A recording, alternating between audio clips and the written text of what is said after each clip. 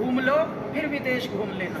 तो ये कितने बड़े संदेशे हैं। यदि बड़ों के ऐसे अच्छे संदेशे आए तो संततियां सुधर जाती हैं। इसी श्रृंखला में एक बात ये है कि जो हमारा संगीत है, जो धीरे धीरे या तो फिल्मी हो रहा है या फिर विदेशी संगीत को फॉलो कर रही हैं जनरेशन्स, उनमें भी धीरे धीरे आवश्यकता थी कि हमारा जो पौराणिक संगीत है, जो जड़ें हैं हमारी, जो हमारे सांसों में बसा है, हमारे रोने में भी संगीत, हंसने में भी संगीत, जागने में संगीत, सोने में संगीत, यहाँ तक कि किसी पे क्रोध करें तो भी संगीत।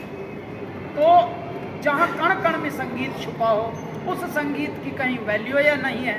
तो आने वाली जनरेशन्स को ये बताने के लिए कि ऐ मेरे भारत, ये धरोहर आपै की है। इसको कहते हैं भारत का लोक संगीत, फोक म्यूज़िक। फोक जो म्यूज़िक की इंस्ट्रूमेंट्स हैं और बहुत सारे विधाएं हैं, बहुत सारे इंस्ट्रूमेंट्स हमारे विलुप्त हो रहे हैं। उनको अगली पीढ़ी हैया नहीं बजाने वाली, बनाने वाली भी नहीं है।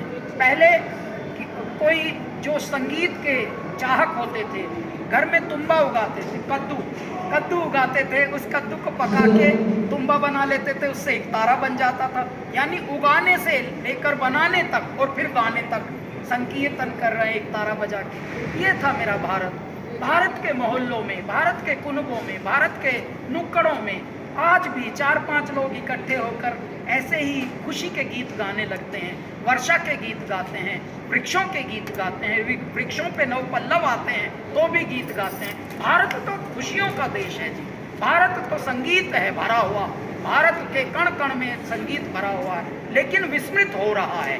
इसलिए हमारी ये बड़े स्वप्न था, ये जब से हमारा करियर शुरू हुआ था 18 वर्ष में, कि हे मेरे भारत, हे मेरे देश, हे मेरे परमात्मा, अब जो खोया हुआ है उसको पाने की जिद है मेरी, तो उसको भी हम थोड़ा पुनरुत्थान करें।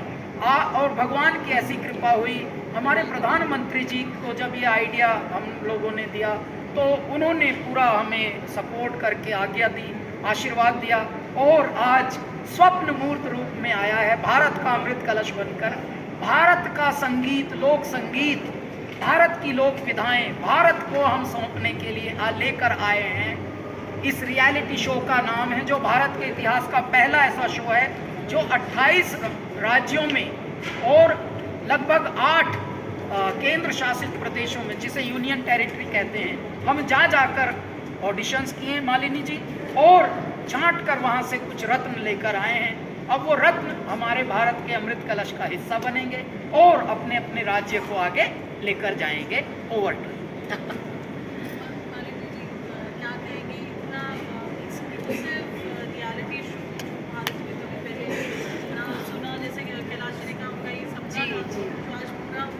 मैं सबसे पहले तो बधाई दूंगी दूरदर्शन को, प्रसार भारती को, कि उन्होंने ये कदम उठाया, क्योंकि ये जब आज का युवा अपने आसपास के परिवेश में जो देख रहा है वही सीख रहा है, उसके लिए हम नया क्या सृजन कर रहे हैं, उसके लिए हम क्या दिखा रहे हैं, क्या छोड़ रहे हैं। और जब हम बोलते हैं कि अनेकता में एकता, एक भारत श्रेष्ठ भारत, भारत को सेलिब्रेट कीजिए, भारत का उत्सव मनाइए, तो हमें बताना भी पड़ेगा कैसे हमारे पास क्या खाती।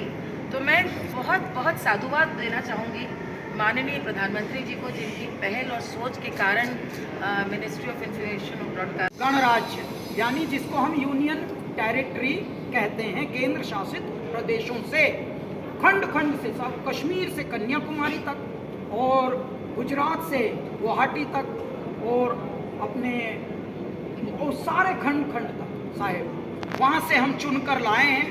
पहले 136 थे, 136 को 72 बनाया, 72 में से अब शायद 36 आए हैं। उनमें से हर राज्य से 2-2 प्रतियोगी खड़े हैं यहाँ पर। आज से ये गाला शूट प्रारंभ हुआ है। मालिनी जी को भी यहाँ पर दर्शन हो गए हम लोगों को, उनका भी आशीर्वाद मिला है सबको, और यही बस खुशियों की बात आज से प्रारंभ है। और बहुत ही शीघ्र आपको लगेगा कि हे मेरे दाता, इतनी बड़ी भूल हम कर रहे थे। 74 साल पहले तो हमारे भारत को गणराज्य बना दिया गया था और आज़ादी भी मिल गई थी, लेकिन हमारा संगीत कहीं गुम गया था, उसको कहीं विस्मृत कर दिया गया था।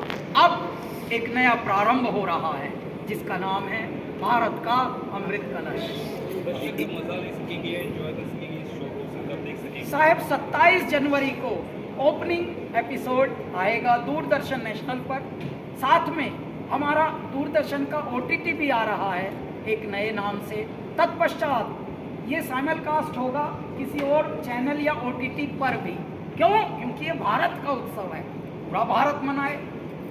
इसमें नमस्ते सर, मैं आप दोनों से जानना चाहूँगा कि जिस तरीके से आपने कहा कि नुक्कड़ में भी अभी भी कला बची हुई है, तो क्या इस शो ने उन नुक्कड़ कलाकारों पर भी नज़र डाली है? पूरी नज़र डाली है साहब। ऐसी ऐसी जगह से हम ऐसे हीरे खोज कर लाए हैं हमारी टीम।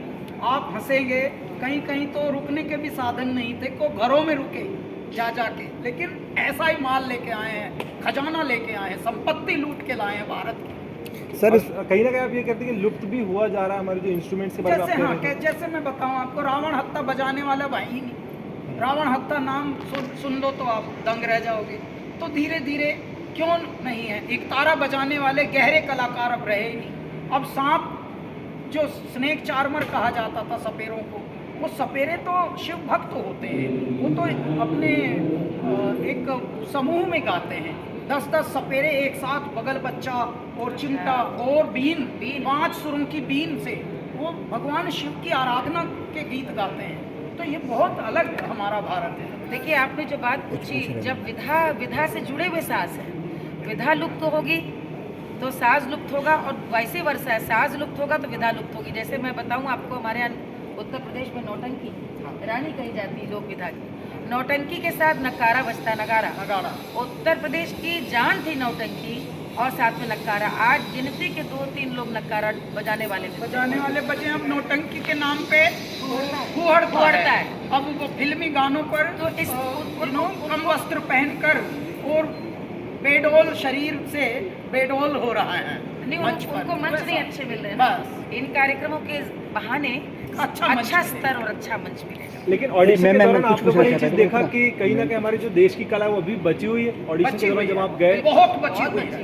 अरे मेरे बाबा, कितना धनाढ्य है हमारा देश हमारी संस्कृति से। कोई एक ऐसी कला जो आपको लगी हो कि हाँ यार ये भी एक जबरदस्त है? अभी मणिपुर के जो 2 प्रतियोगी थे, उनमें से हम किंकर्तव्य विमूढ़ हो गए, किसको चुने किसको न चुने। ऐसा कर दिया मणिपुर की, समझ लेना साहब, इतनी सिंसियर परफॉर्मेंसेस। आप कुछ पूछ रहे थे? जी, किरण जी,